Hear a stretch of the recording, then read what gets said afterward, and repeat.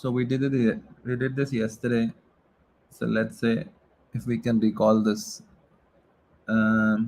Yeah. So maybe you want to try and recall this.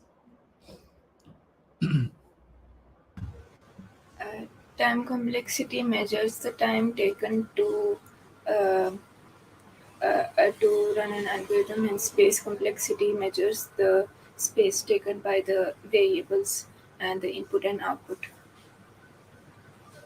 Right. Give me an example of time complexity. Uh, so time Addition. complexity can be measured as a function Tn, Yeah. where n is the number of steps, and suppose C is the amount of time taken to do some operation, to do the operation. Then you're- if you're doing it n times, then Tn is C times n. Yes. Yes. So I think we have to be very specific when giving this formula because this is very example specific. The time complexity is going to change for every equation for every algorithm.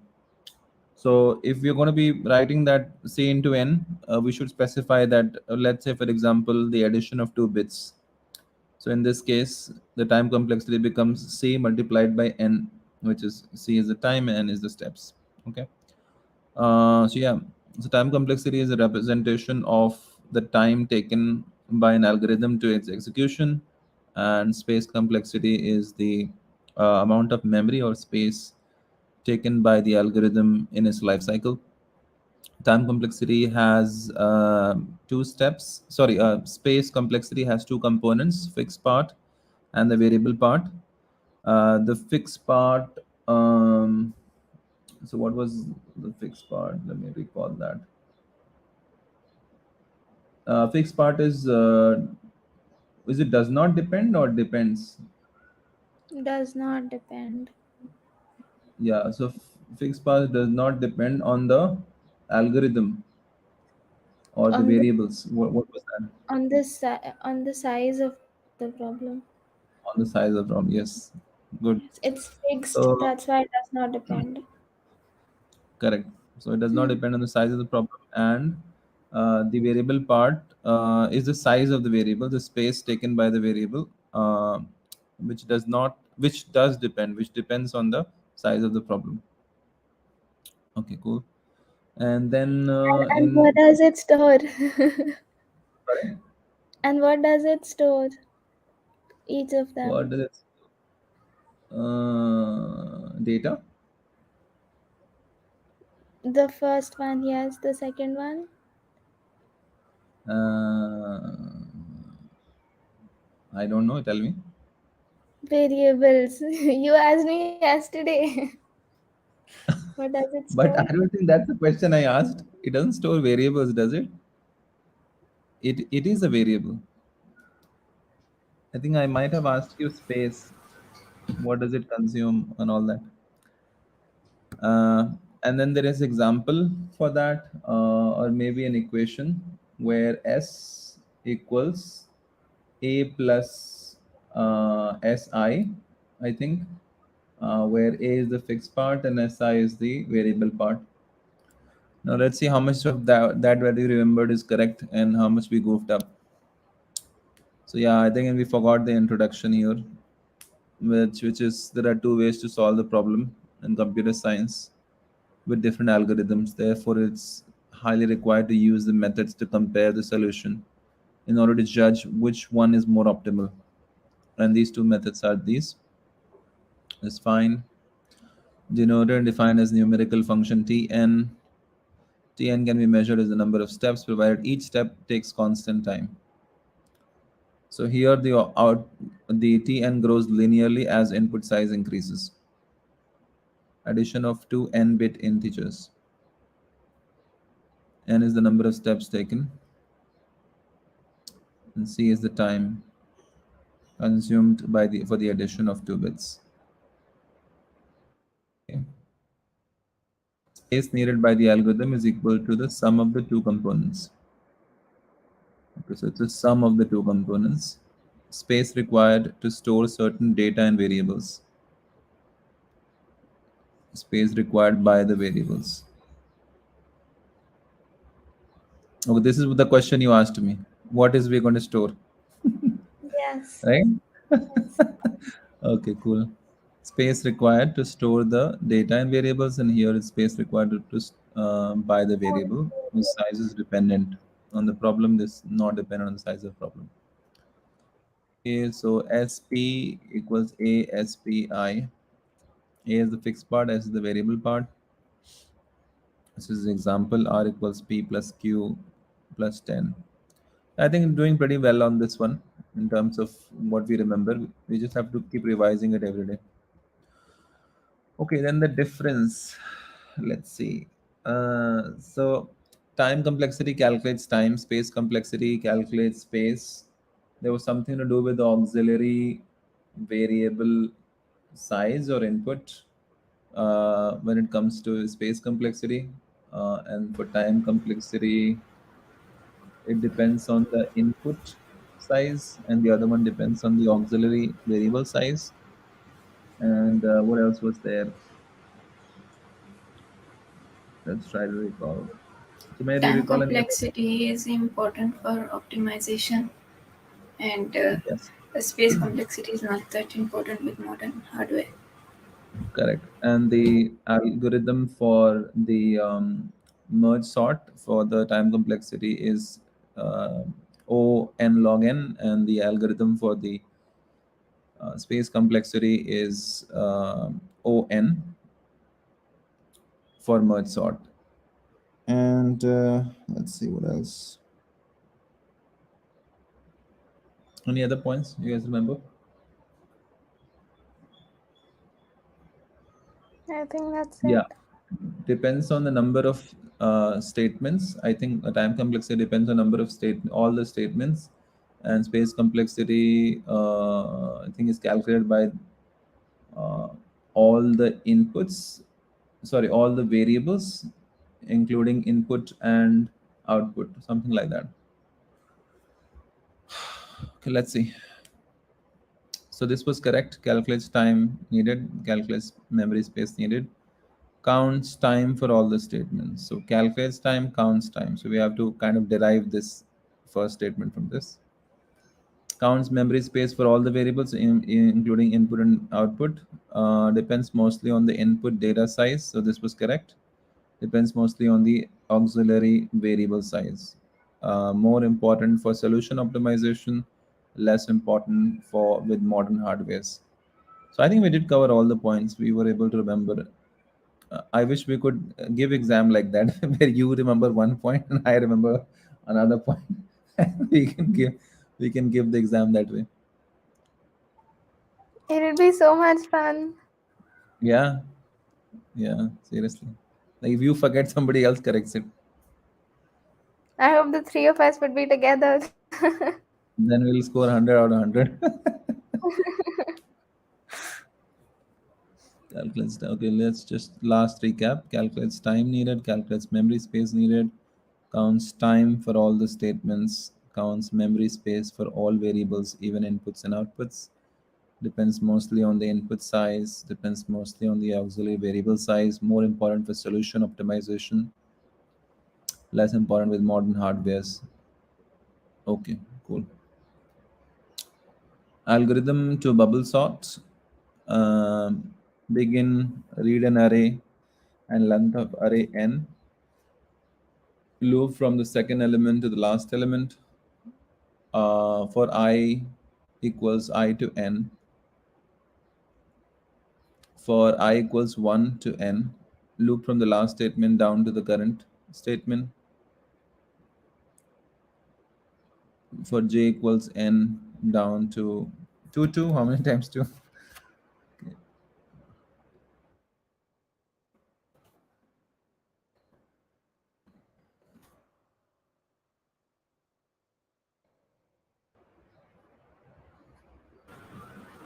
I think you should leave the down too because we are Why? decrementing going down just to make that clear.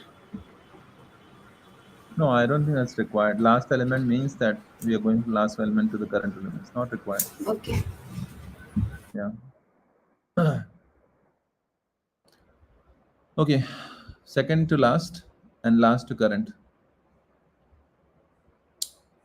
Swap two adjacent elements if they are not in order. Array j less than equal to array j minus 1. Swap array j minus 1, end. So let's try to write this. You can open a doc by just saying doc.new.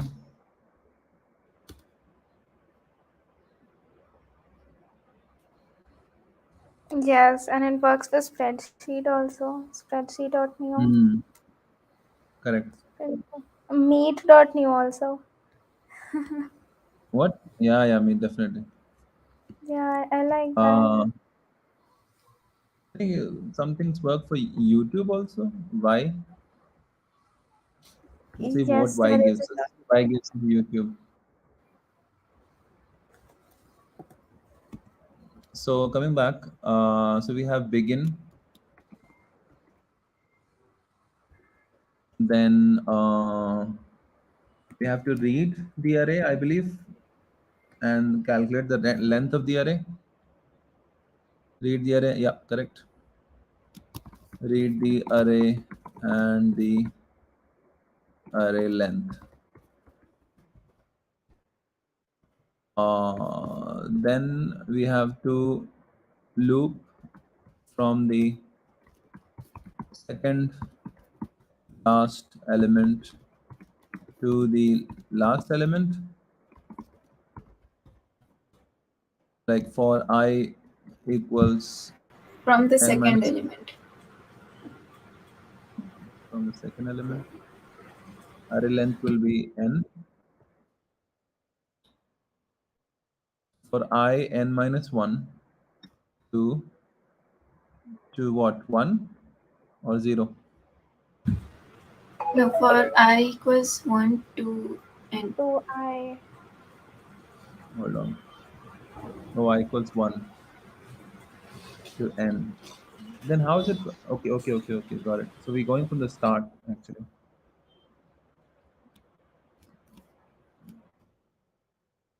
And then we're going till n. Correct? Yeah. Then next is probably this should be part of this only in this step. Loop from the then this is from the last element, correct?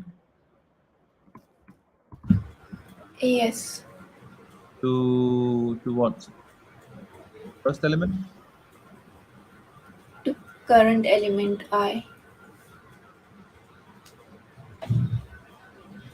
Would have been so easier if I had the code on the right hand side. Makes it easier. And we don't even get rough book in the exams. I think we have last page to do rough work. Okay, then probably right there, but I hope they don't have too many algorithms to write. You can see in papers a lot of them. Okay, so read the array and the array length, then loop from the second element to the last element, and then loop from the last element, which will be for this will be j what I equals j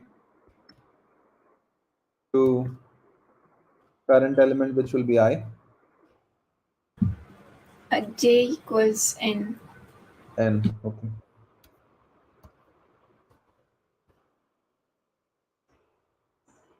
and that will be till I.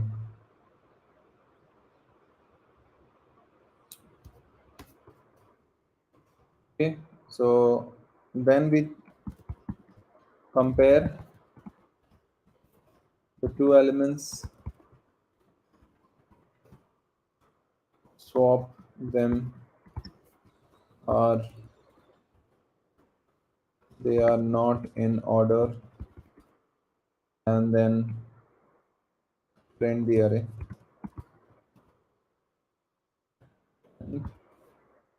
Compare the two elements. How do you compare?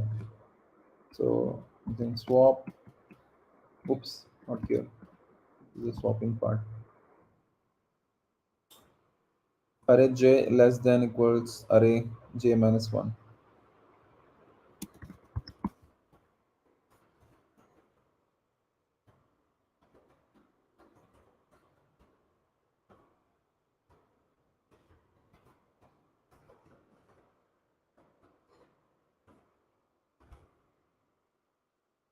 Then swap.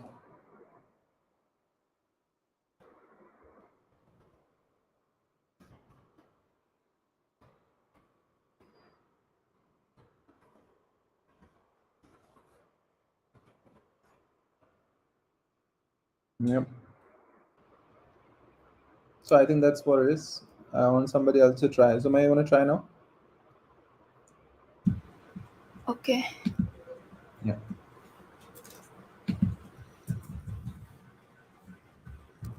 While she's sharing, one of the things that I used to do was for rough work was that if you take a printout of the hall ticket, it's actually 2 pages, and the Mm-hmm. second page is effectively blank. So I used to for my maths and everything, I used to use the second page for rough Yeah, work, that's a and good idea. you didn't have to say anything. That's a good idea. Yeah.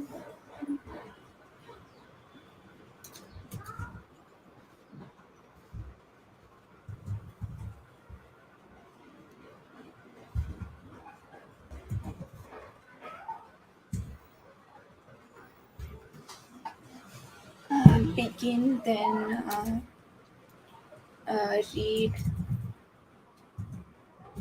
array and length of array and So Maya, is it very hot there also? The climate? no, it's not. Okay. Then loop from second element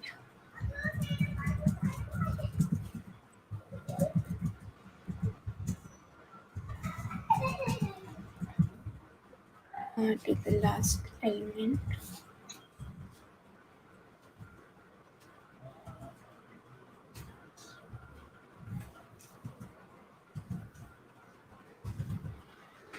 The equation you can put as a part of that step itself. Yeah, this third step is just one step, I think. There are two loops in. Okay. To when? Then loop again, loop from uh, last Last step element. to the current element, which is I. Yeah,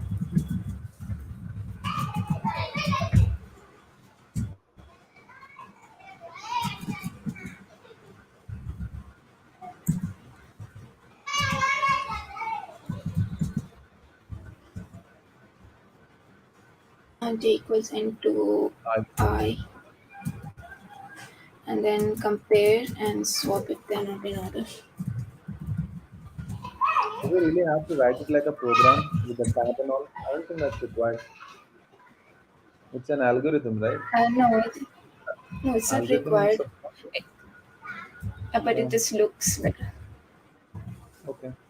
I hope we have the the, the answer sheet that big that we can write.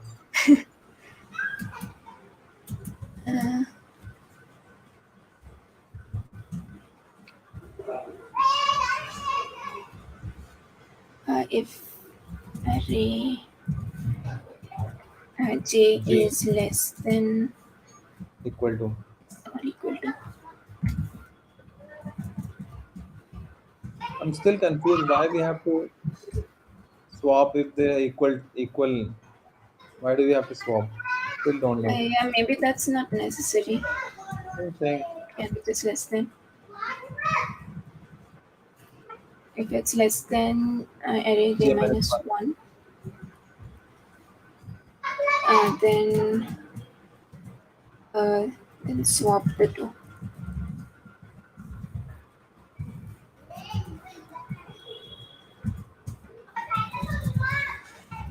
Kritika, go grab some tea or coffee.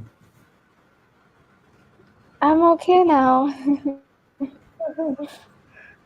Good. Nice. Are you at Yeah. home?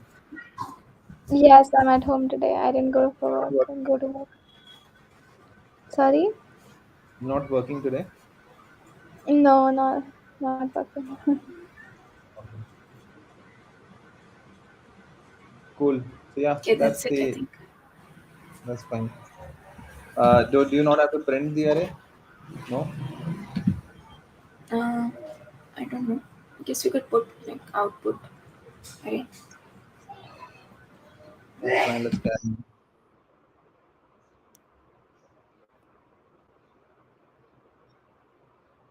So next is show all the steps. Iteration one, I equals one.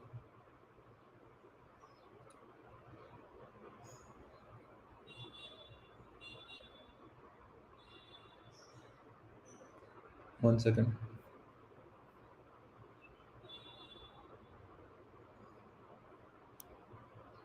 Yeah. So we just keep swapping. J goes from 5 to 1,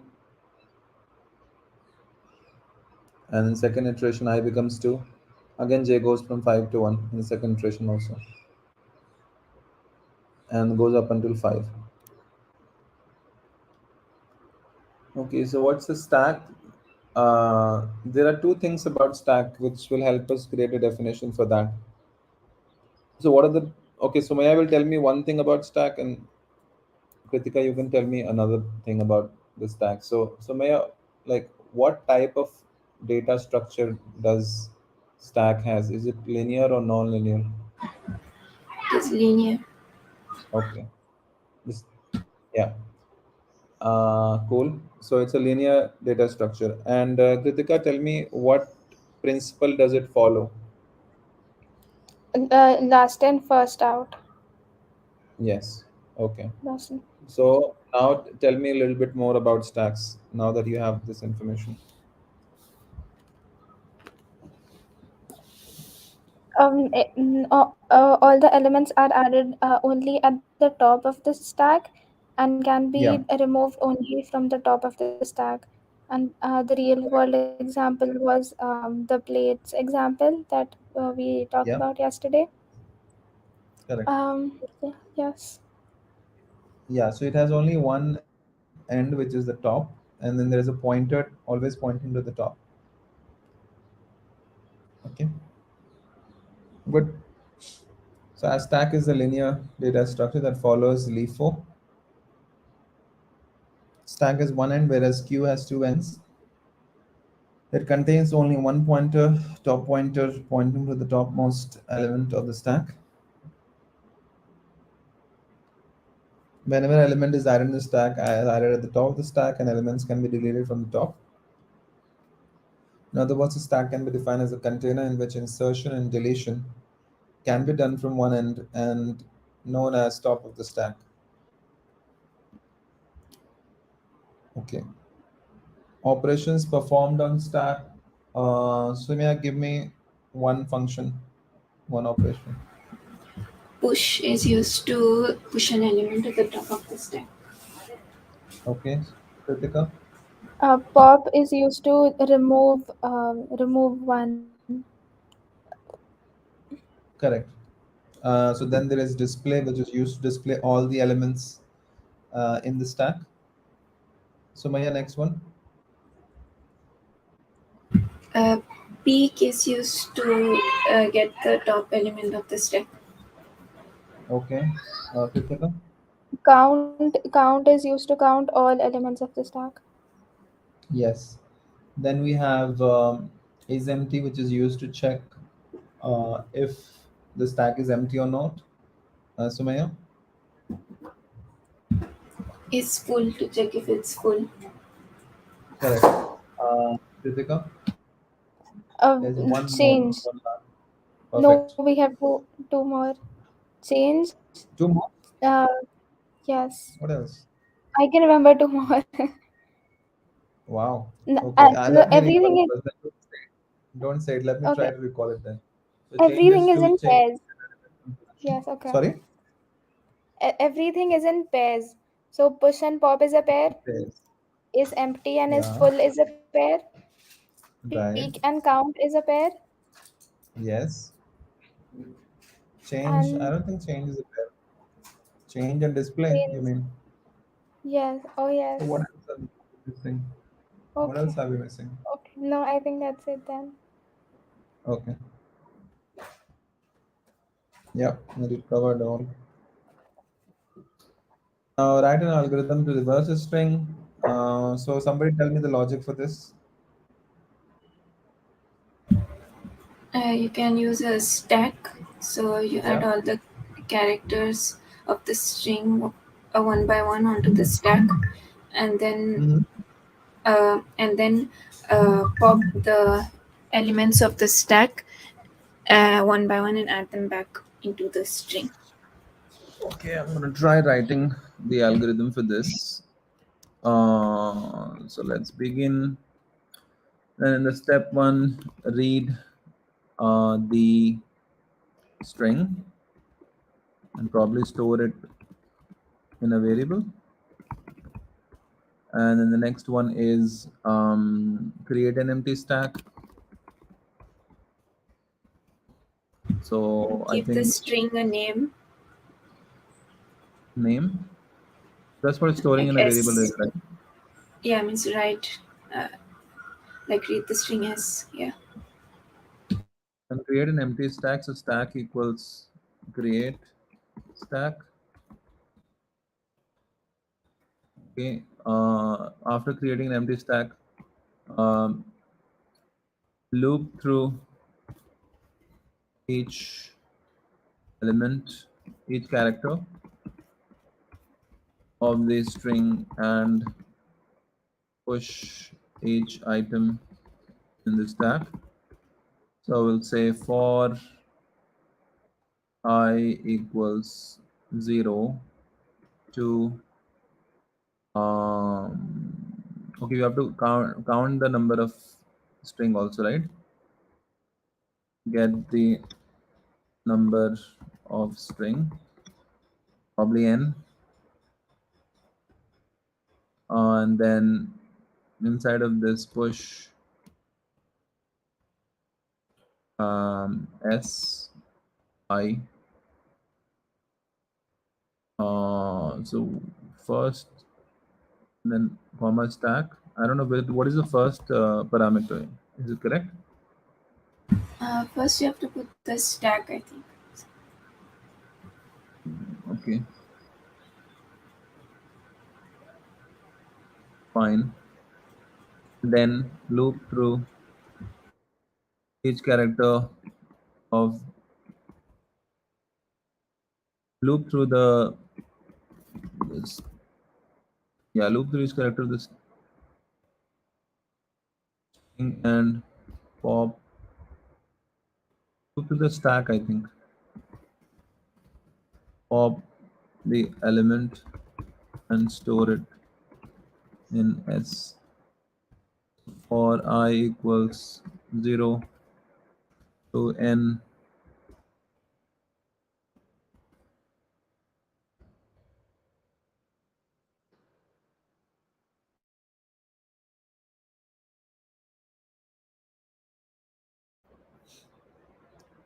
Thank you. Ashish, good Hi, evening. man. Yeah, I think the second step, like get the number of string n. Instead of that, I think it should be number of characters in string. Okay.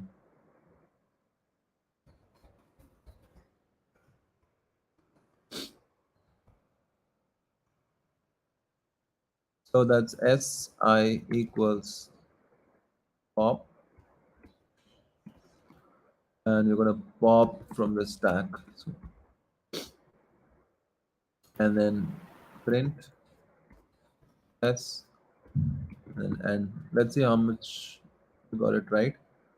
Read the string s. I was thinking that to make it an array,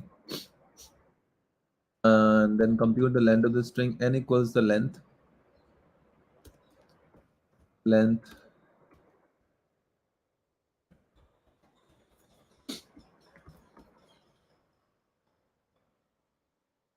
Did you have any papers today?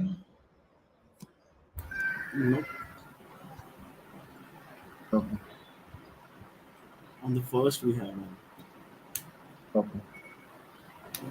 Initialize stack. The stack equals create stack, which is fine. Then for I equals 0, n minus 1 hoga because its index starts from 0. Same thing goes here. Push stack si and si pop stack. Yeah, that's fine. Yep, looks good.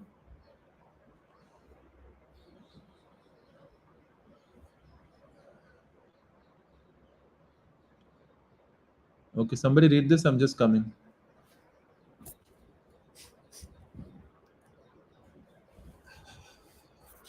Who wants to read it?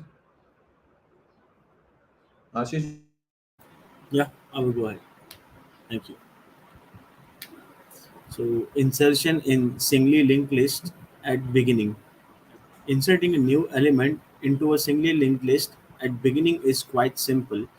We just need to make a few adjustments in the node links. There are the following steps which needs to be followed in order to insert a new node in the list at beginning. So the first one is allocate the space for the new node and store data into that uh, sorry store data into the data part of the node.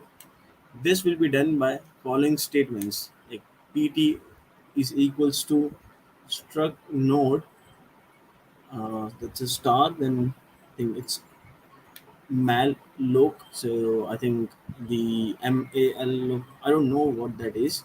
The size of struct node, it's very difficult to read this and explain this. So we'll go ahead and I'll ask Imran to explain this a little bit. Make the link part of the new node pointing to the existing first node of the list. This will be done by using the following statement.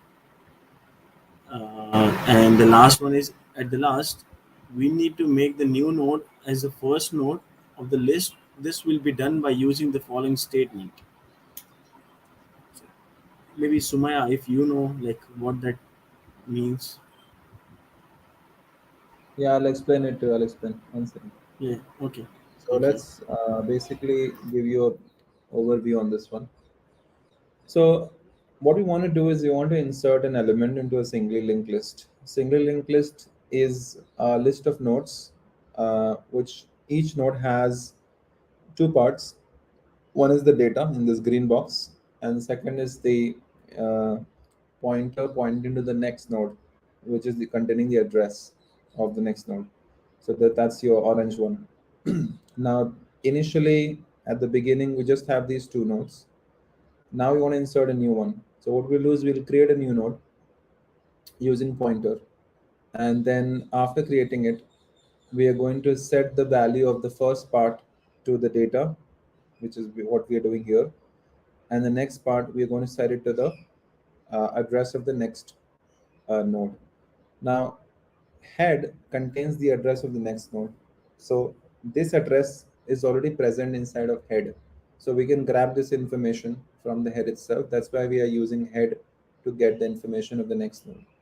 Once this is set, now head is still pointing to the old node, which is incorrect. It should actually be pointing to the first node now because now the first node is new node. So that's why the head is now pointing to the first node.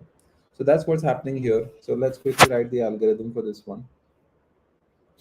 Uh, Um, Imran, before we continue, I have one question for you. Like it's general yeah, question. Like we need to write down any program. Like right now in the no, no, screenshot. No, just an no. algorithm. I think writing an Exactly. algorithm is little bit easy, Yeah, but but in Java we have to write program. okay. Yeah. So we'll just write algorithm and then we can explain that in the examination. If you create diagram, of course, expect more marks. So let's begin. Allocate uh, pointer to new node. So first check if new node equals null. Is this correct? Let me see. One second. Yeah. If new node equals null, then stack overflow, go to step, last step. But if that's not the case, then we set the new node to pointer, I guess. Yeah, we're not setting it. Oh, we're already doing that on the first. I Oh, removed the pointer one because it didn't seem necessary. Like they were just allocating pointer and then setting new node to pointer and then working on new node. So I just okay, got no, rid of that. that's fine. Then we'll set the two information that it requires, which is data, that's equal to the value, and then set the new node um, next equals header or head, and then set head equals new node, yeah, and then exit. That's your algorithm. Simple. So that's write overflow, not stack overflow. What's the difference between these two? The first one is insertion at the beginning of the linked list, and these two are end and Because inserting 10 in marks, middle. because 10 marks we have to write all, right? Yes, I think so, or at least two of them maybe.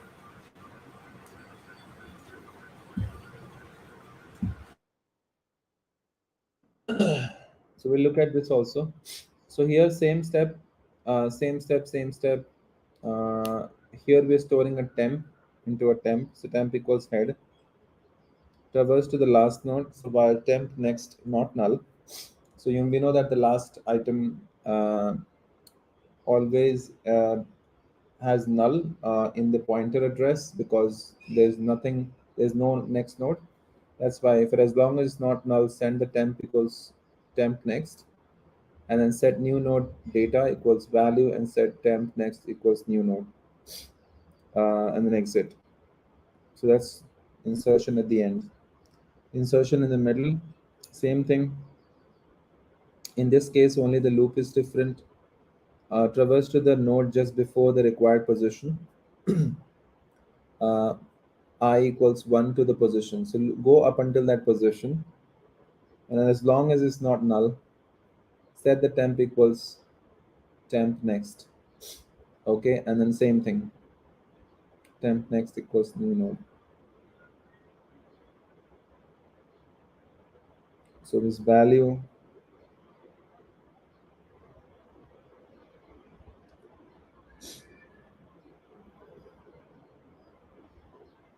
okay, understood. Because in the middle we can't use head here. We have to use it. The new guy, whoever has come, we have to set that value. Yes, we have to go to that node using temp. Yeah, and then for that next will this will already contain the next value, temp next. And why do we have to once this is already set, why do we have to set the temp next to new node? Is it because Uh, of the previous one? Temp is just before the required position, so its next should point to our new node because we have put the new Yes, node in that position. correct. And our new node should point to the following one. Yes. Okay. Okay, so I'll ask two things about tree. Uh, so for tree, so may I tell me what type of data structure is a tree? It's a hierarchical data structure. Okay, and is it linear or non-linear? It is non-linear. Yes. So it represents hierarchical data. It is a collection of objects or entities known as nodes that are linked together represent or simulate hierarchy. So here the first element is the node, sorry, root. Then you have children. These are the ones adjacent to each other are called siblings. And the nodes that do not have children are called leaf nodes. Then of course these are also called parent and sorry, ancestor and descendant. And then each of these nodes can have a value,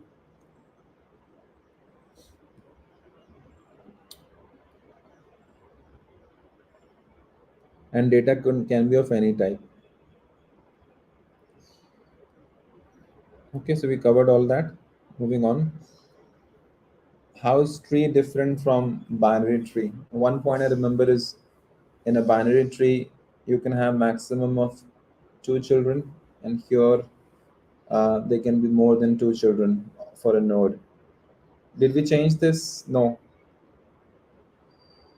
I just removed that one point which didn't seem right. Okay.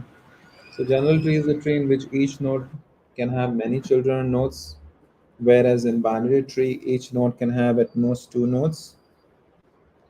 The subtree of a general tree does not hold ordered property, while subtree and binary tree hold the ordered property. Kritika, what is the meaning of this second statement?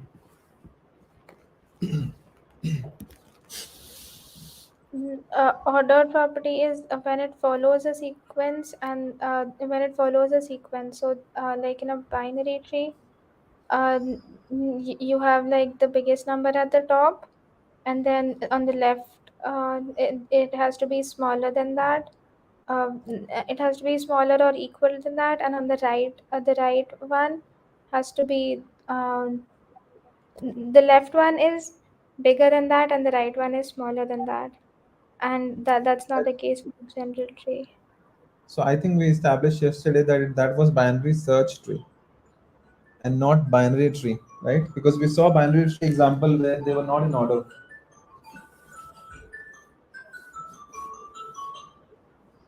So I don't know why Yes. they say that, but okay.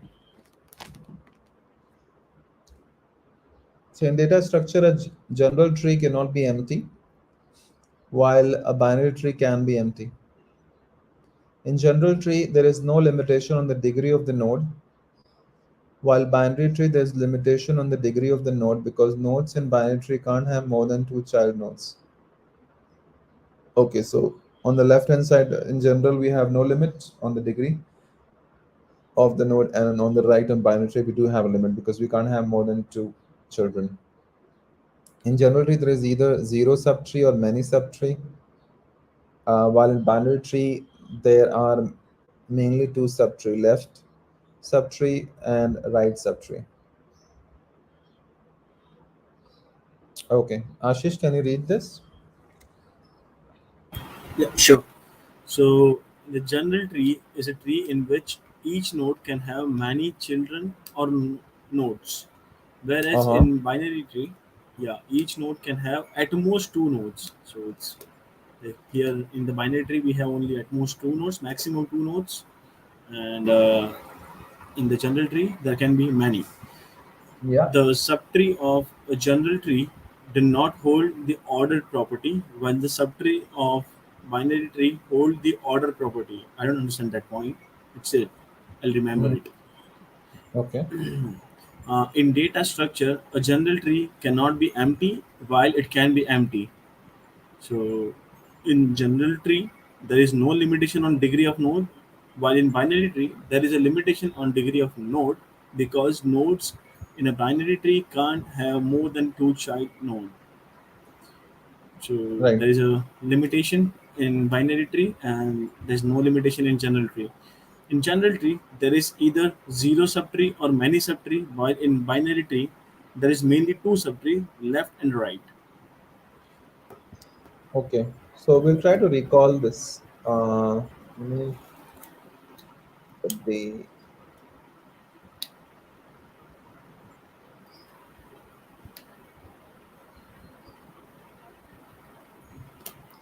so general tree and binary tree. General tree can have more than two nodes, multiple nodes basically as children. Binary tree should have at least maximum two nodes, and for this reason, uh, general tree can have unlimited or no, there's no limit on the degree of the nodes. However, on the binary tree, there's a limit on the degree of node because it cannot have more than two children. General tree has an uh, ordered list of data in the subtree. Sorry, that's non-ordered, right? Not ordered in the general tree. Binary tree, it's ordered. And then another point. So, Kritika, do you remember another point? Ashish? It cannot be empty. Uh, Yep, correct. Yeah, the generatory cannot be empty, and this can be Yes, empty. Binary. yeah. correct. That is correct. Anyone else? General tree have more than one. I, I forgot the term. That's okay. Sumaya, Tree. do you remember? It's left and right. Like in the Yes, yes. binary tree, we have left and right tree. What do you call the term? I forgot the term. Subtree, Subtree. Yeah, left it subtree has and right left and right subtree. subtree, but here it can be more than two, like many Yeah. subtrees. So in general, there can be multiple, Yeah. but in binary, there's only two subtrees with left subtree and right subtree. Yeah. For the Yeah, I ordered think we covered all. property, Yeah, we covered that. I'm just saying that the word ordered property means that only that the left should be less and the right should be more. And in this statement, it says, I think they mean to say that it can hold the ordered property, while in the general tree, I mean, you cannot arrange it that way, but binary Hmm. tree arranges it that way. Yeah, but they should have said can. They're saying hold, which means they are Hmm. being very specific. Anyways, so just to recap one last time. So general tree is a tree in which each node have many children nodes. Binary tree, each node can have at most two nodes. General tree, subtree of general tree do not hold ordered property, while subtree of a binary tree hold ordered property. General tree cannot be empty, while binary tree can be empty. Kritika, how can I remember this empty part if I forget an exam? Give me some easy way to remember. I'll think about it. Story. I need some story. LOL will also do. Okay. In general, there is no limitation on the degree of the node, while binary tree, there's a limitation on degree of node. I think if we put this point, next to the other one, it'll be easier to remember. Like if this goes on top, let's try to do that. So I'm going to just copy paste, crack it open. Okay, then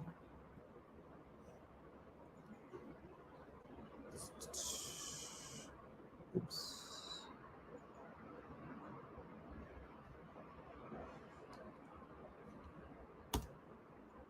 come on.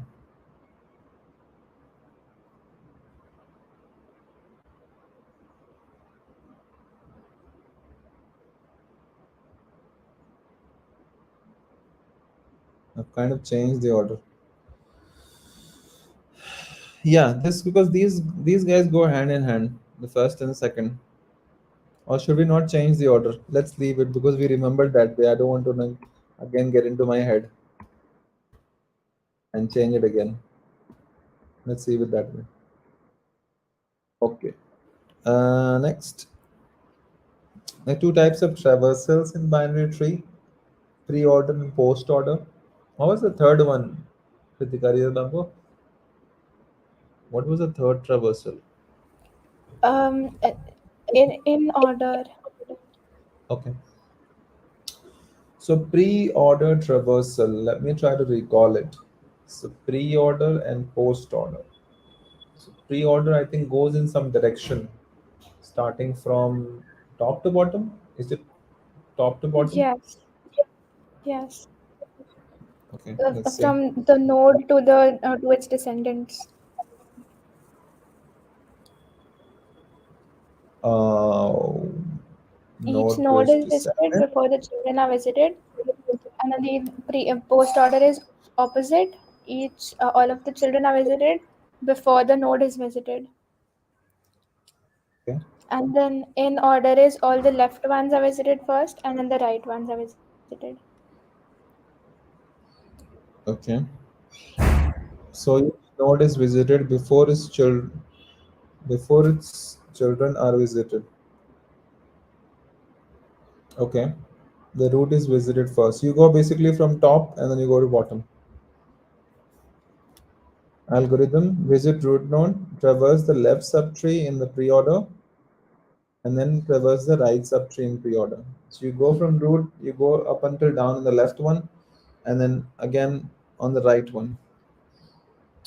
As each node is traversed only once, the time capacity, complexity of pre-order traversal is T n equals O(n), where n is the number of nodes in the tree.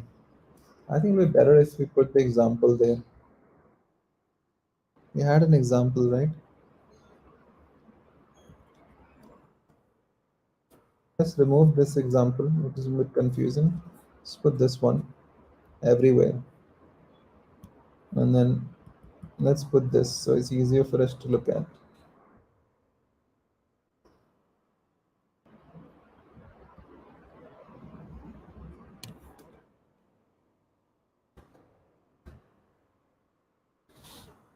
Kritya, can you update the rest of the slides? So just one more slide. Can you update this slide Yes, with yes. that Okay, I'll do information that. that I put? So two things you need to put: the uh, image, or I already have the image. Let me put that. Oh, I don't actually. Yeah, put the image and put that example here. If you have this open. Yeah, I'll do that. Okay. Okay, so example starting from top first, then 12, then fifth. So left part is done. Yeah, you have to go to six also because that's also part of the left subtree. So that's done. Then we go to nine. If we had, yeah, that's fine. That's fine. Okay. So the child of a node are visited. The children of a node are visited before the node itself. The root is visited last.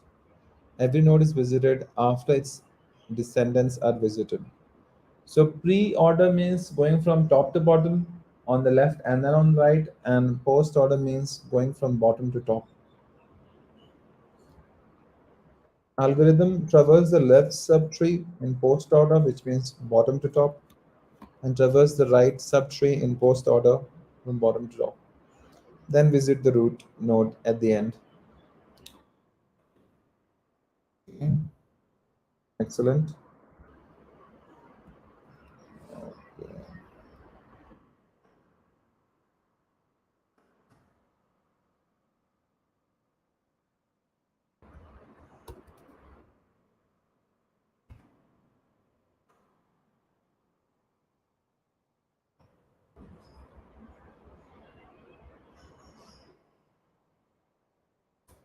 So we're supposed to go from bottom to top. So we'll go to five, then we'll go to six. First, we'll go to all the children, then it's ancestor, and then we'll go on the right and go to nine. Of course, if we had like eight and 10 over here, we would have gone there first and then go to nine. And finally, at the last, we have to visit the root node. Here in the previous example, we were visiting the root node at the first. Root node is the first one we will visit in the pre-order, but in the post-order, root node is the last one we're going to visit. Okay. Each node is traversed only once. The time complexity is T n O n, where n is the number of nodes in the tree. It's the same. And this is just what's the in order traversal? Is it the third one or is it the Yeah, is it the third one? Yes, it's the third one.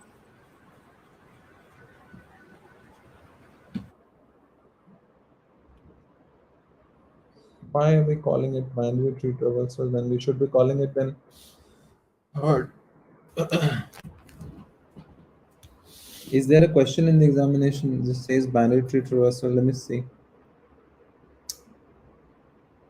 Yeah, two Does, any, types of binary tree traversals. does anyone have the paper? Can you share on WhatsApp? Chat will also do. Give me the link to the paper in the chat. I just want to see how the question looks like. I added that slide, I think, because I hadn't noticed that Kritika added the traversals. So the question is not there, right? The question is binary tree traversals, but it's the same for all trees. Tree traversals, these three traversals are there. Okay, so what I'm going to do is put that as this and put it on top. It looks like it's part of it.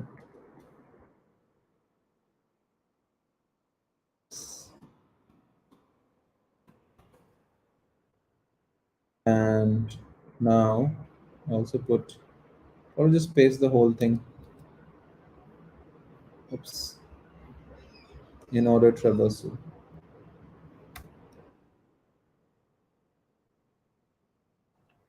I've sent the link for the question paper in the chat. And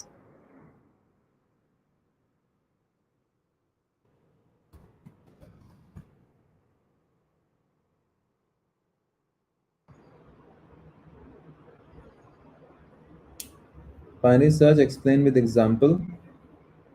Two types of traversals in binary tree. So this question is not there in the examination paper, which is third type of traversal, but we'll add it. We'll let it be there, and then we're just going to remove the color from the slide. Why can't I change the color?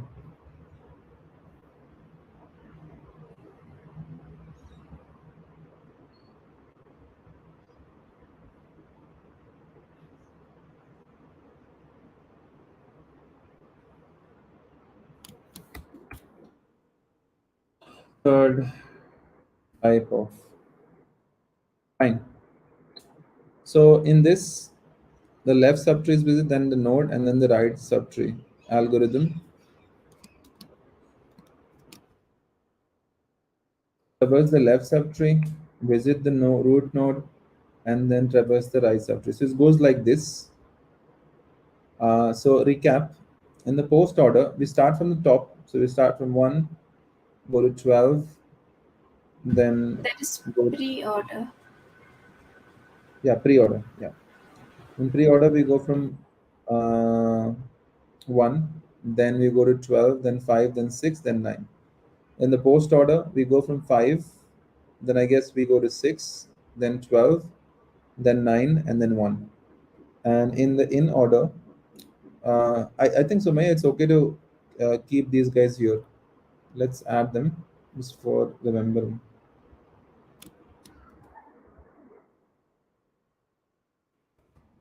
Could have put them here.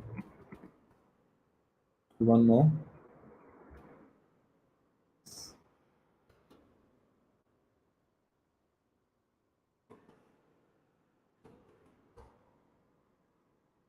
Pre-order post, yeah. So in the in order, we go from here 5, and then 12, and then 6, and then 1, and then 9. Okay, fine. Now comes the Kruskal's algorithm.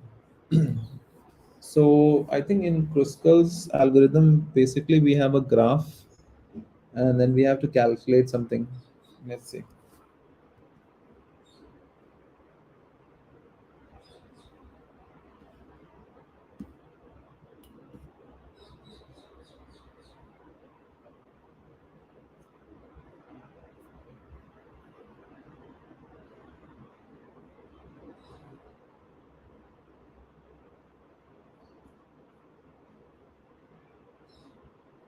is used to find the minimum spanning tree for connected weighted graph. Did we write that? Yeah. Used to find the minimum spanning tree for connected weighted graph.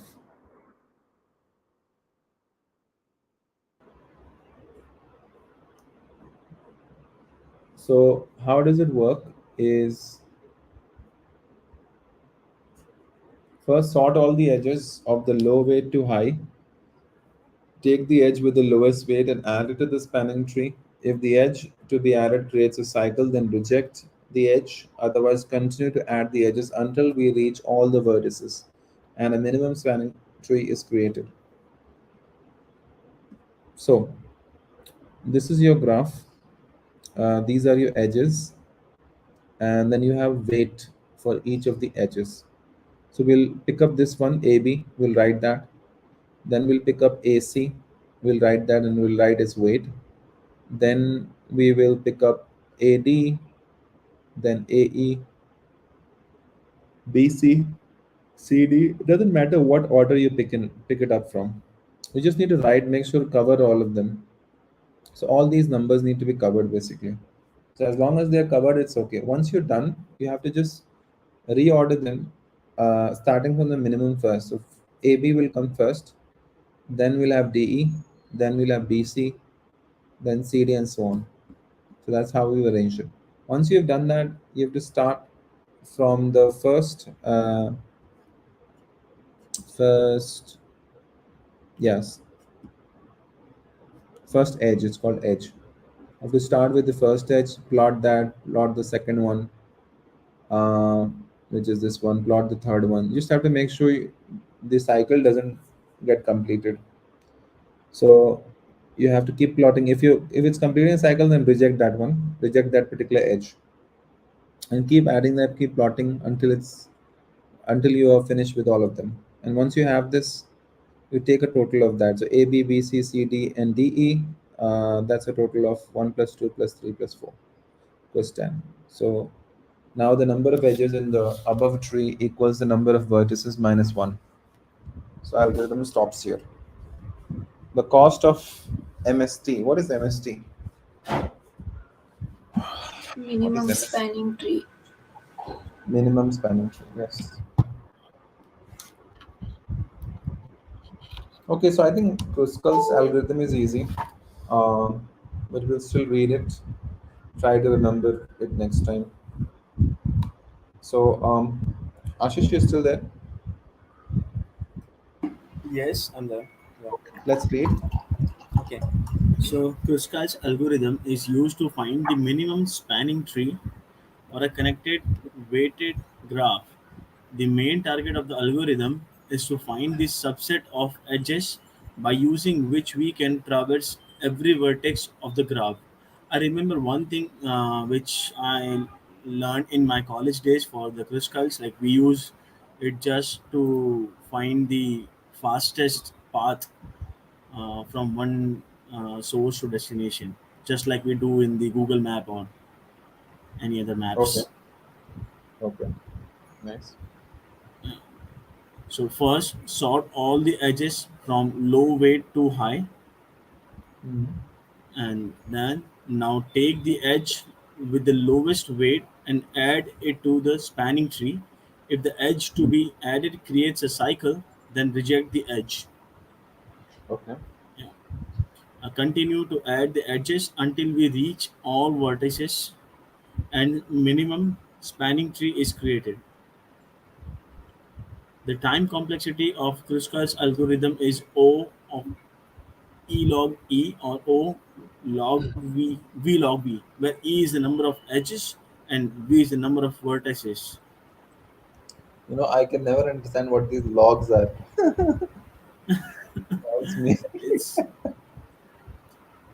I think it's a mathematical calculation Whenever that you needs say to be done. word Yeah, log, I get scared. me too. I got a KT in maths once, so Yeah, I'll tell fine. you a small story. I was in, I think, eighth or ninth standard, and when we have those six monthly or yeah, it was 6 monthly exam Semester. semester, yeah, semester exam. So so in those times, teacher used to bring used to come in the class, and whoever is score well or bad or whatever, he used to announce that, and share that answer sheet with you so you can verify if it's been checked correctly. So yeah, so teacher came and he announced my name and he said 99 marks in mathematics, and I couldn't believe it. So I was wondering, I left 30 marks a question. How can I get? I was happy as well as sad at the same time. I said, how is it possible? Something is wrong. Then, so everyone said, oh, 99, yeah, oh, everybody started screaming. So then finally later on I realized that the question that I left was not in the syllabus. So sir had removed that question from the question paper. That's how Wow. I got. And now, and that was the only time I got 99 in mathematics. Hey, by the Yeah. way, how was your sister's paper? Have you asked? How do you think it will be? You give the same paper, right? It was seriously कल मैंने मेरे correct. Clients को गालियां दी, मतलब clients को नहीं लेकिन client के सामने इग्नू को गालियां दी ऐसे। Hmm. It was horrible because अरे horrible. yeah, I mean, I आपने looked सुन at तो the लिया paper. होगा डिस्क्रिप्शन बहन से। I was saying seriously. that we were lucky whoever got passed, because if I would have got that paper, I don't, I don't trust that I would have passed with that. Looking at that question paper, all the seriously. registers, and every second question was registers, assembly. Registers, every second question was 8086 only, you can Yeah, believe. 8086, 80. So I told my sister, oh, this was there in the assignment. Then she said, look closely. It is not that question. It is asking you to solve the problem using Yes, the. yes, अरे Okay, बहुत anyways, brutal था। let's continue with this. Go. Yeah. The Okay. application of Kruskal's algorithm are the Kruskal's algorithm can be used to lay out the electrical wiring among cities, Mhm. and it can be used to lay down LAN connection. Okay. Okay. So just to recap, Kruskal's algorithm is used to find the minimum spanning tree for a connected weighted graph. The main target of the algorithm is to find the subset of edges by using which we can traverse through every vertex of the graph. Let's underline this part also. Find the subset of edges by using, this doesn't sound right, by using which we can traverse.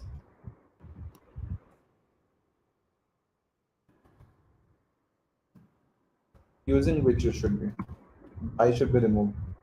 Using which we can traverse every vertex.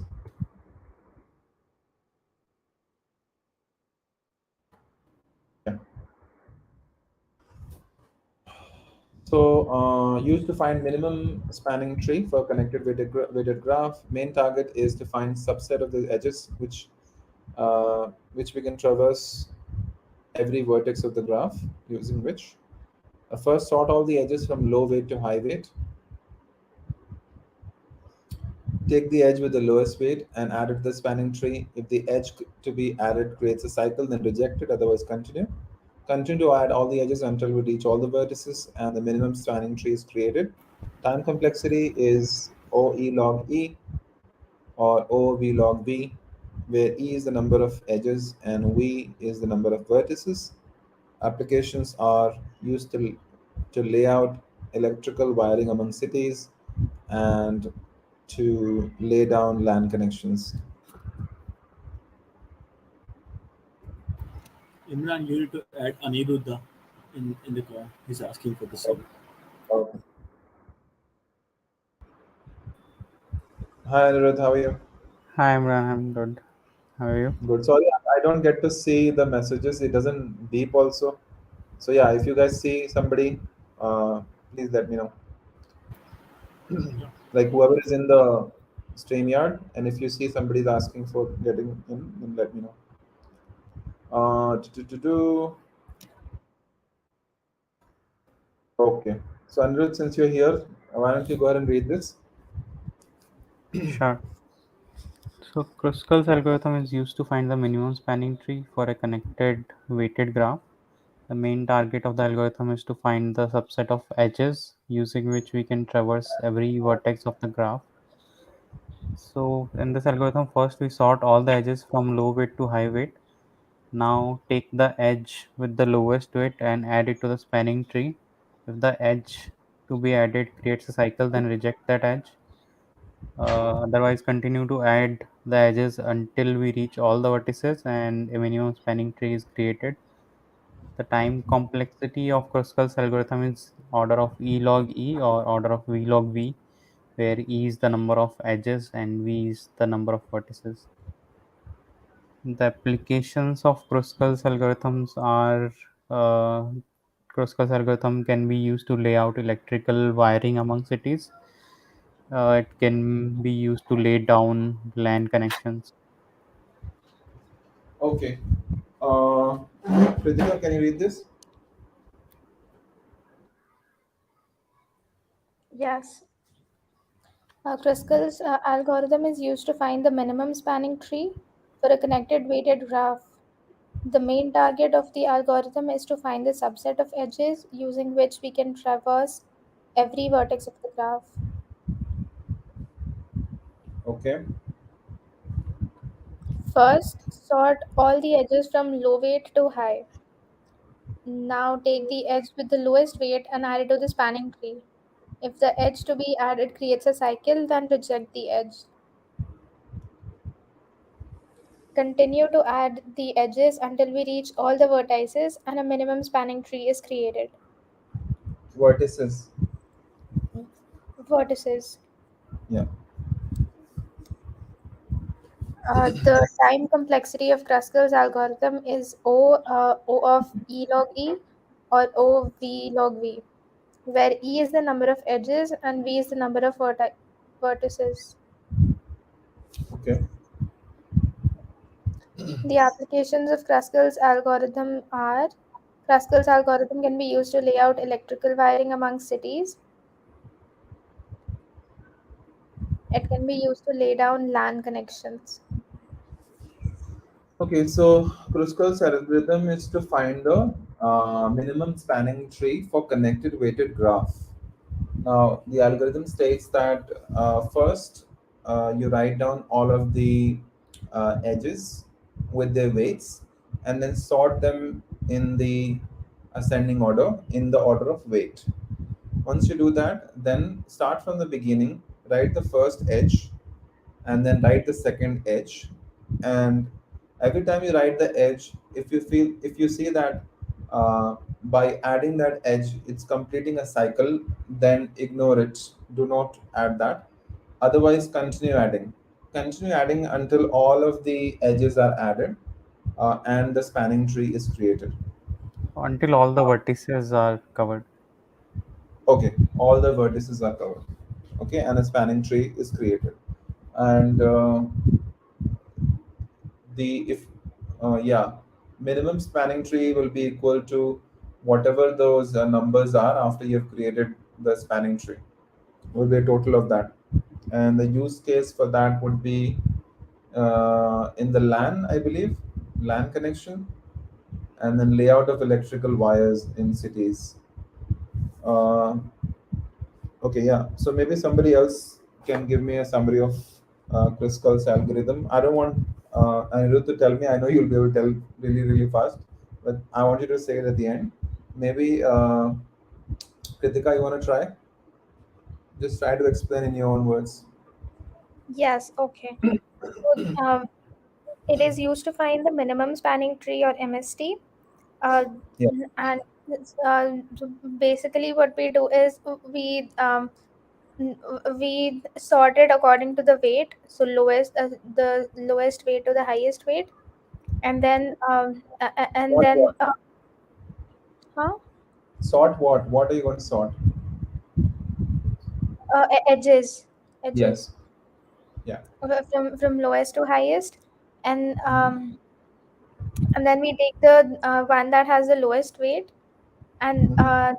then we try to try to put it according to where it does not form a closed loop, like where it Okay. uh, yes, and if it forms a circle, if it forms a closed loop, we Right. try to we reject it.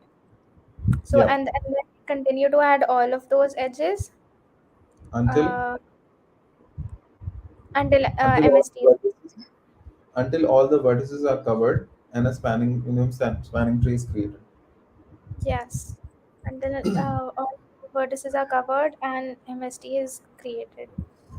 Okay. Um, Yeah. and Go ahead. Use yes, and cases. these are used for electrical wiring in the cities Okay. and And LAN connections. okay, that's fine. Anirudh, can you recap that last time and then we move on to the next topic? Yeah, I think Kruskal's algorithm is a way to find the minimum spanning tree in a connected weighted graph. Mm-hmm. And the algorithm is basically we sort the edges according to the weight in increasing order. We Mm-hmm. pick the smallest edge and add it to the minimum spanning tree or the subset. If it doesn't create a cycle, if it creates a cycle, we reject that edge, and we Mm-hmm. continue to keep adding the edges until all the vertices are covered and a minimum spanning tree is created. Great. Yeah. Uh, so yeah, and the sum of all the edges is the cost of minimum spanning tree, and the applications are in laying out electrical wiring for a city or laying out LAN cables for a city. Yeah. Because in that, if we use Kruskal's algorithm, the size of the wiring required will be minimum basically, and Correct. the complexity What's of the property. log? What's the log for this time So the complexity? complexity is E log E or V log V. Uh, Not There are sure if two. this is correct, because as I just saw on Geeks for Geeks, it says E log E plus E log V, and the log here is basically when we are sorting the edges. So we know that sorting time is n log n. So if we are sorting the edges, there are e number of edges, so it's e log e for sorting time, and then for all the other things, it's e log v, and we are adding the edges, I've added and this then to you. Just verify it and then make the necessary updates. Okay. sure. Have you had a chance to work on those algorithms and add them as a content? No, yeah, I couldn't do it. The workload is a bit too much right No now. problem. I can understand. But do you think by tomorrow you'll be able to do it? Because we hardly have like what, 2 more days left in the exam? Tomorrow and day after. Yeah, by tomorrow. I think tonight only I can do it. So, what other things are there? Prim's algorithm is there, right? To add. Yeah, so I've listed them down here, down at the हाँ bottom. ठीक है. See, I added some things in very the good. graph section. Nice. Thank you. Where are the algorithms? No, I think it went up. Yeah. Went earlier, I think. Uh, I think it was down only in graphs. It will be there in graphs. And,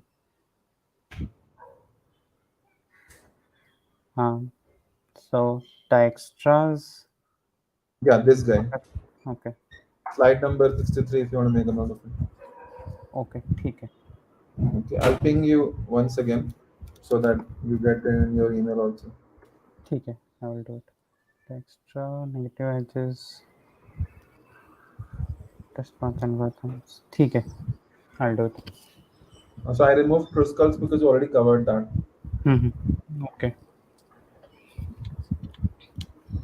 1 second.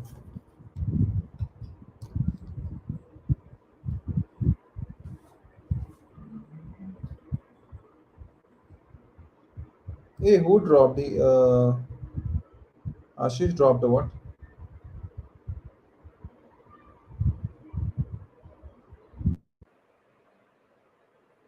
Am I audible? Yeah, you're audible. Moving on.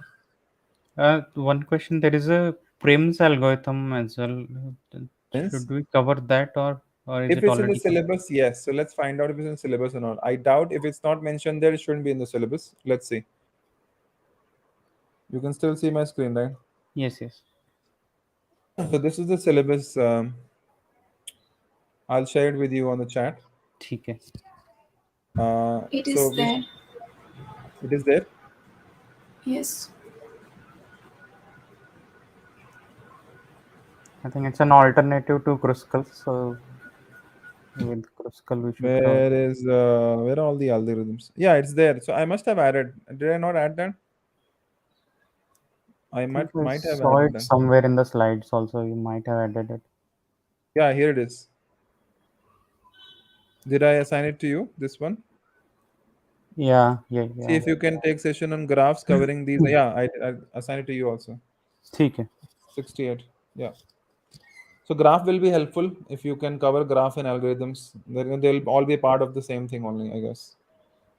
ठीक है. Tomorrow then at 6 o'clock I will start. Yeah, let's do it 6 o'clock. No problem. Mhm. So moving on, we are going slow, but I'm glad we are, making sure we are getting confident about the content. There's no point going fast when if you can't, recall stuff. Yeah, and I think we'll still have an option in the exam to choose questions. So, Yeah, yeah. So binary search with example. Um,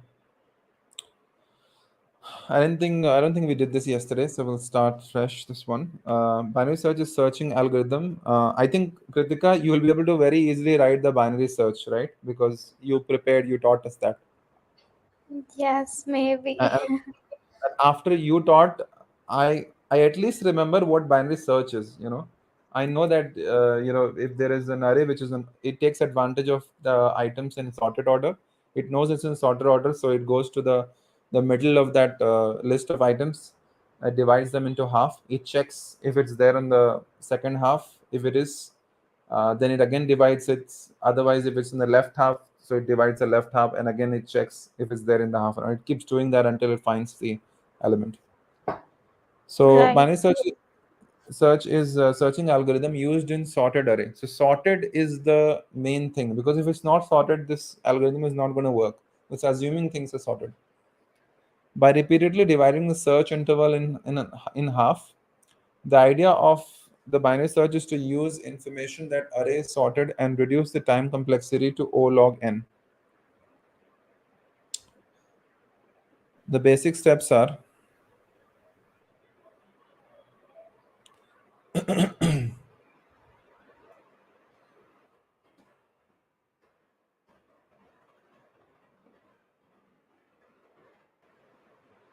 hey Kritika, I assigned to you, so why did you close then open? Opened and closed and then reopened? Oh, I just want to inform you that I added it and then I marked it as resolved, but then I thought maybe you didn't want it resolved, maybe you wanted it commit, so I kept it there. Okay, okay, sounds good. Begin with the mid element of the whole array as a search key. If the value of the search key is equal to the item, then return the index. If the value of the search key is less than the item in the middle, then narrow the interval to the lower half. If the value of the search key is less than the item in the middle, narrow the left interval, or how would no, we I write think this? what it wants to say is so basically we compare the Lower half. middle element to the element we want to find, Yeah. and if the search key is less than the middle element, then Hmm. we know that the element can only exist in the left half of the subarray from Why is 0 not to using mid. the word left is my question. I wanted In to the use the low, word left. So how do we put that? so to the lower half, you can say to the left half as well. Instead of lower, it's the I'm not same. even liking this strong language here of narrow the interval. How can we make it more simpler? Uh, the value of the search key is less than the middle of the interval, then narrow the interval to the left half, or Divide the left half interval into that we two. do in the next step actually, so that won't be correct. So basically, we again call the same function with the left half. Basically, that's what happens. So I think the language is correct. I'm not finding an alternative. I Narrow know, the but I wanted to simplify it. It's narrow the exam is interval to gonna the be a left little half. difficult. So search key is less than the middle of the interval. I'll try to do that. I'll assign it to myself. I'll Okay, try it in a different language. Yes. okay. Just okay, and then tag maybe Anirudh on that and ask him to check if that language is correct. Okay. Okay, cool. Yes. So, Kritika, please, if you can simplify the language where it says narrow. Well, maybe look online. Maybe there are some other examples where they have explained in a simple manner. Only the probably these two lines, the C and D. Rest of them are okay. Okay. Pointers. You already got American accent from now only. I don't know what's gonna happen if you go to US. It's not an American accent. It's totally Canadian. Okay, really? Okay. All right. So we were reading that if the value search is less Oh, than the item in the middle. Sorry. and we'll see what accent do you get. I won't put any accent because if I had to put, I was there in Europe for more than 2 to 3 weeks. I would have already put that. I don't think I'll put any accent. I They think might you learn will. my accent. I think you will. I think you'll definitely have a very strong accent.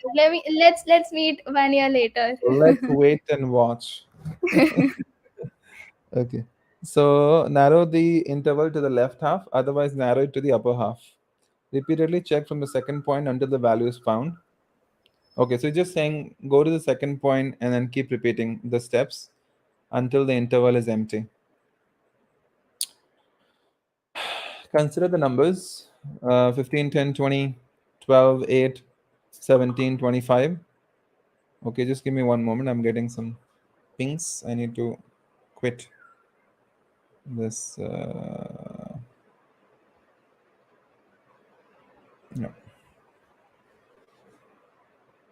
15, 10, 20, 12, 8, 17, 25.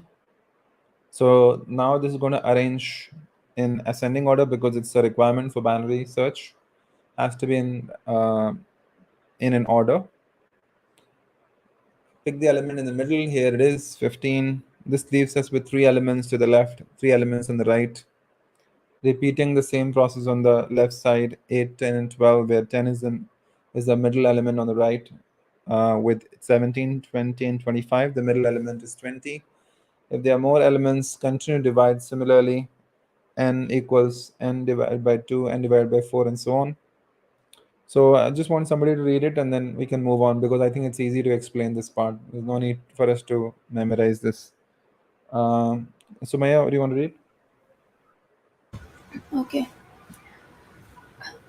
Consider the numbers 15, 10, 20, 12, 8, 17, 25 when arranged in the ascending order. 8, 10, 12, 15, 17, 20, 25. Mhm. 15 is the middle number. Pick the element in the middle. Here it is 15. This leaves us with 3 elements to the left and 3 elements in the right. Hmm. Repeating the same process on the left side, 8, 10, 12, where 10 is the middle element, and on the right with 17, 20, 25, the middle element is 20. Yeah. If there are more elements, continue to divide similarly, n divided by 2, n divided by 4 up to 1. Okay. Now algorithm for addition of two matrices. Uh, Uh, Imran, sorry to interrupt again. yeah. I think the example is not This one. 100% correct. Yeah. Okay. I'll let you So improvise this. We won't spend time here. Do you think this can be done on this call itself, or will this take time to correct it? I can explain once and then I will edit the slide also maybe. I can explain right now. Okay, 1 second. Give me one moment. I need it. Uh, I don't want to assign it to my IELTS teacher. His name is Andy. He's coming by A. Please. Was sitting in London. Please uh, review and update.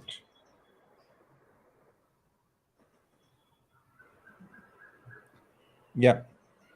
So to explain this, basically, yeah, the first 2 points are fine. Hmm. So binary search, we want to search an element. Let's say we want to search 10 in this array. Hmm. Hmm. So if you want to search 10, what we do is we compare the middle element to 10. Let's say middle Hmm. element here is 15 right now, Yeah. and we compare it to 10, and then we Hmm. see that 10 is less than uh, 15.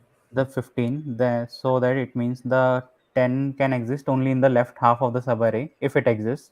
Yes. Okay. Then in the next iteration, we consider 8, 10, and 12, this subarray. Okay. And Yeah. then the middle element is 10, and the 10. element we are trying to find is also 10. So then they match, and then we can return this index, which is 1. Yeah. Yeah, that So makes that sense. is binary search basically. Yes. Please update it to what you just explained. That sounds about right. Okay. Okay. Um, so this is, I think, from one of the um, cell answer solutions. So let's see if we can make sense of this. Too small to read actually. Two matrices A and B can be. So the question is, write an algorithm for addition of two matrices. Two matrices A and B can be added if and only if they have the same dimension, that are the same number of rows and columns. It is not possible to add 2 into 3 matrix with 3 into 2 matrix. Addition of two matrices can be performed by adding their corresponding elements as A plus B and then A ij and then Aij and Bij. So adding these guys, this is the result. Addition of two matrices can be performed by looping through the first and the second matrix, adding the corresponding elements. Both matrices are stored. Store the result in the third matrix. Declare and initialize two dimensional arrays. And is it possible to just make it more simpler? So of course we don't need this. We don't need to write a program. Uh, Kritika, maybe what you can do is you can write this information. Screenshot, of course, you can pick it up from here. But if you write it, I think it'll be better. Let me just.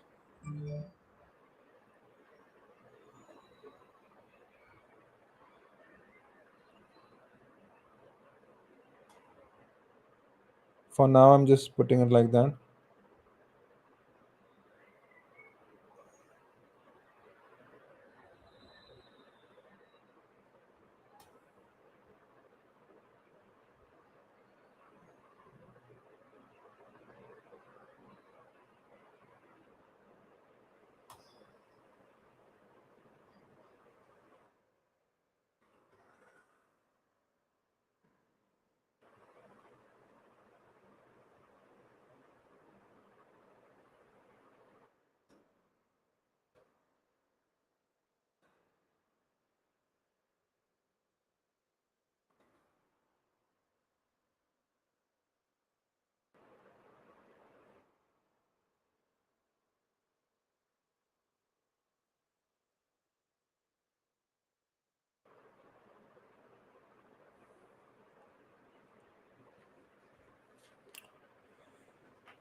Okay, declare and initialize two dimensional arrays A and B.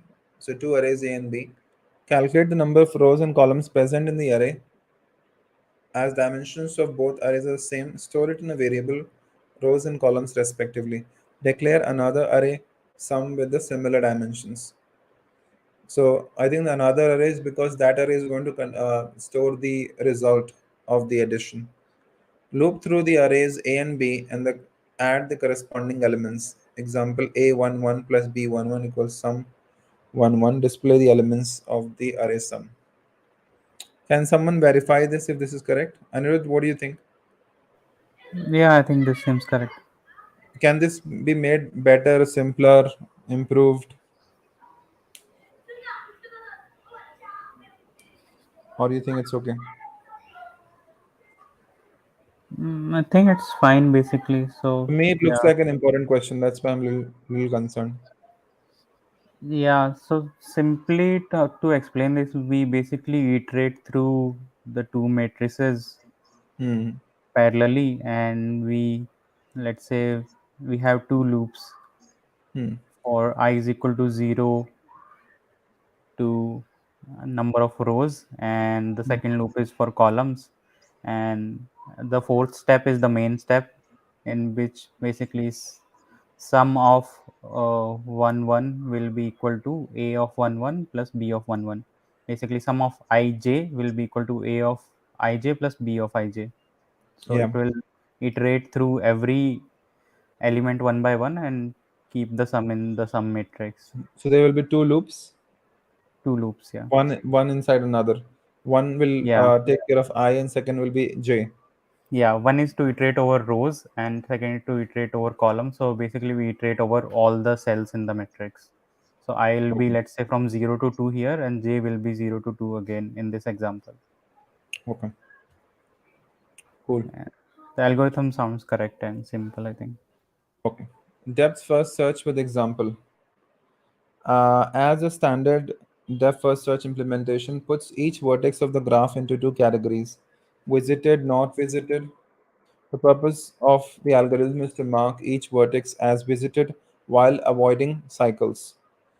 This algorithm works as follows. Start by putting any one of the graph's vertices on the top of the stack.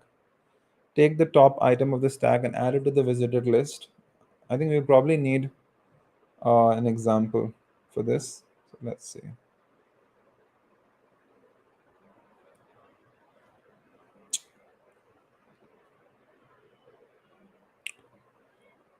Yeah. So let's say this is our graph, and these are the vertices. The vertices are these numbers, right? 0, 2, 3, and the green lines are the edges, correct? Yes. Okay. So we have five vertices here. We create these visited and then stack these two tables here. We start from 0, and it says that it starts by putting it in the visited list and putting all the adjacent. So this is important. All the adjacent vertices in the stack. So let's say you start from 0. So what are the adjacents? Adjacents means your, I think they're talking about, I guess, 1, 2, and 3. So they are originating directly from this.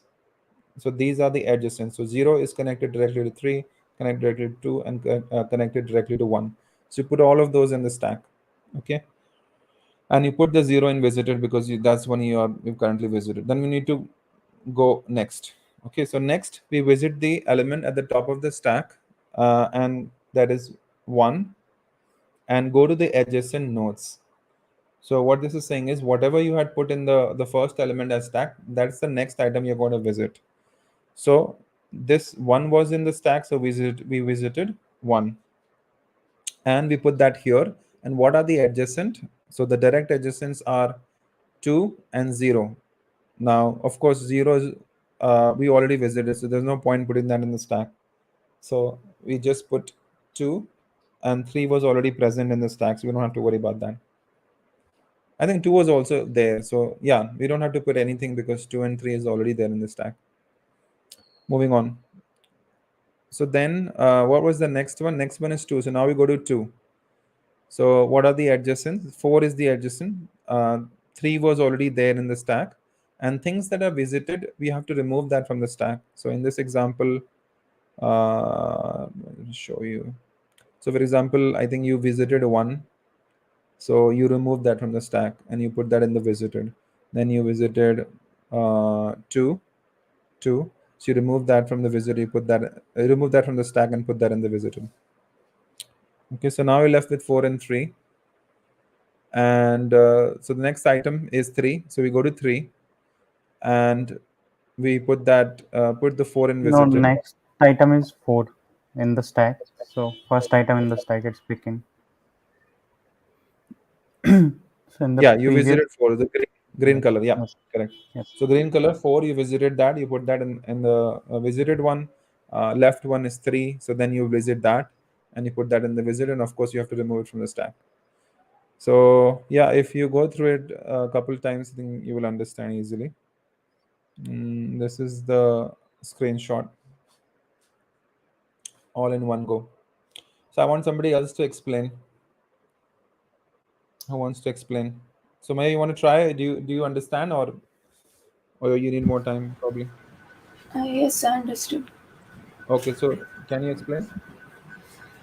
Okay. Maybe you share the screen, because then you can move your cursor and show what you're talking about. I'll stop the share Okay. Can you send the link for that? for the slides. No, the It's there example on the that you slide. showed. It's there on the slide. Okay.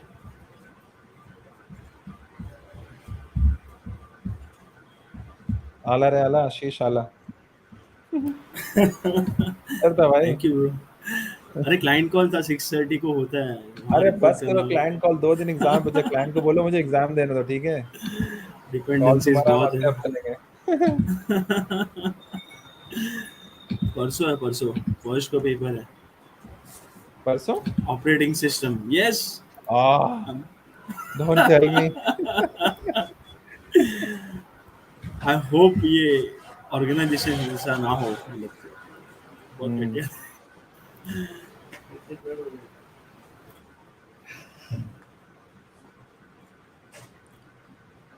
There is just so many algorithms, so many concepts in DSA. I hope we remember it. It's not loading. It will. It's an internet connection thingy. It wants us to take a rest for 2 minutes. That's why it's taking time. Do one thing. Okay, now it's open. Cool. So we have an undirected graph with 5 vertices. We have Mm-hmm. these two data structures, one with the visited nodes and a stack that we put nodes that have to be visited. We Yeah. start from vertex 0. The Mm-hmm. DFS algorithm starts by putting it in the visited list and putting all its adjacent vertices in the stack. So 0 Yeah. goes in visited, and Mm. next it puts 3, 2, 1 inside the stack. Okay. Next, we visit the element at the top of the stack, which is 1, and remove it from the Mm-hmm. stack and put it in visited, and Mm-hmm. go to its adjacent nodes. Since 0 Mm-hmm. has already been visited, we visit 2 instead. Okay. So 2 I think you're was the supposed to next. place the. I think you're supposed to place all the adjacent nodes, which are not present in the stack. But in this case, they're already there. Hence, we don't have Yeah. to put them. Then next we have to visit 2. We put that in visited. Hmm. Then 2 has an unvisited vertex 4, which goes on the top of the stack. Hmm. Then we visit 4, that was next in the stack. Hmm. And 4 doesn't have any adjacent vertices. Okay. So then we just go to the last element 3. Okay. Cool. Sounds good. Thanks.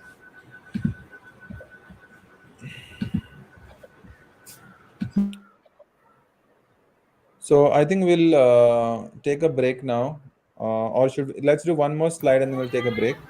Imran, I have a question over here for this Yeah. Depth search वाले के लिए। Yeah. अब ये depth search के लिए जो algorithm है, इसमें ऐसा जरूरी है that we should start from 1?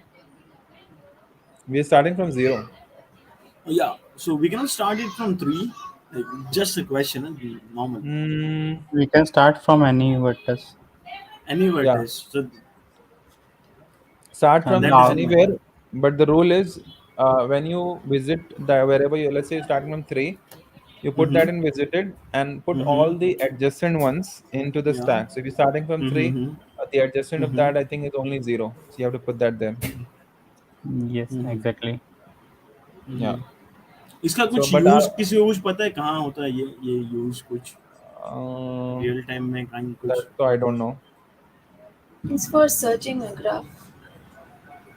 Searching in graph. Mm-hmm. I think most of the algorithms are for searching purposes, right? Like binary Mm, search. yeah. Okay, cool. So let's do one more slide quickly and then we'll take a break for half an hour and we'll be back.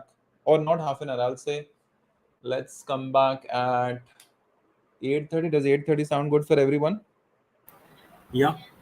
Yeah, so we'll do one more and then we'll go and take a break and come back at 8:30.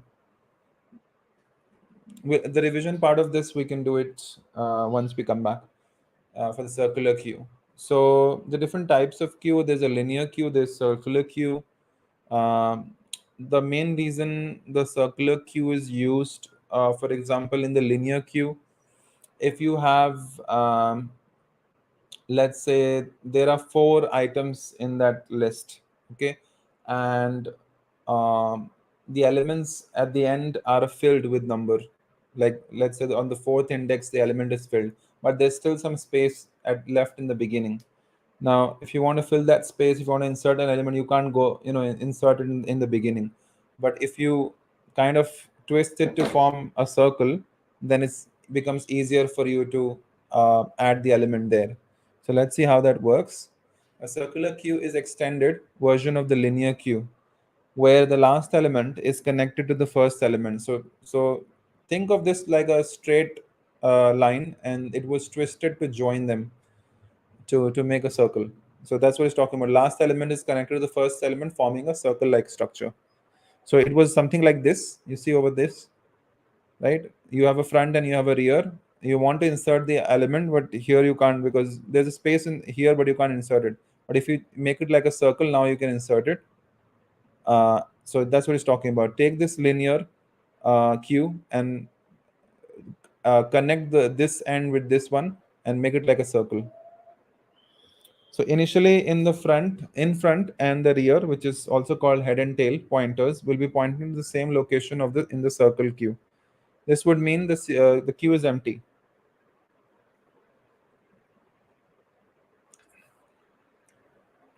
So let's talk about addition when we add items in the circular queue. So when you want to add an item in a circular queue, the new data is always added at the rear pointer. So rear is here.